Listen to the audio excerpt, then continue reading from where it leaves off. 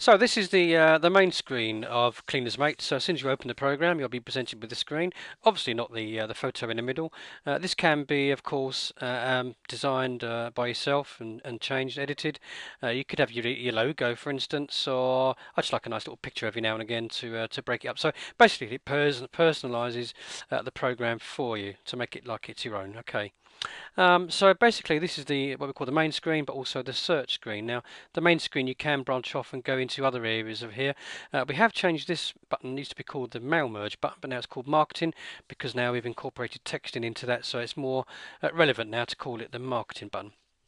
Down on the left, we have the search buttons for everything really. So, for instance, the client reference, an invoice number, quotation number, and you click find. I always like to hit enter rather than clicking the find or search buttons because it is easier. For instance, you can also search for the business name, any part of the client name, postcode, address, phone number, anything really. So you don't have to have all of the details, which is great if you get a garbled message from one of your repeat clients and you haven't got a phone number, but you've got part of their name. Then you just type it in, hit enter, and it will bring up all the relevant names closest to that match. So you'll always find your client.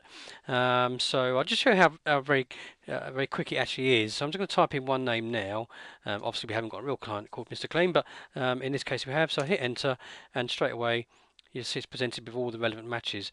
Now up here you can see that there are other fields. So if they had numbers, then they would be showing here as well.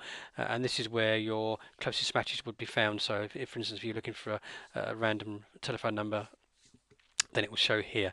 If you just want to open this client once you found them, then just double click the line and it will open up the client screen.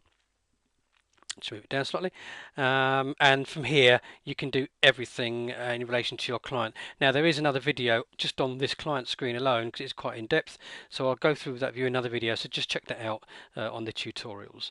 So basically that's the just the introduction to the program, and what you're faced with as soon as you open it.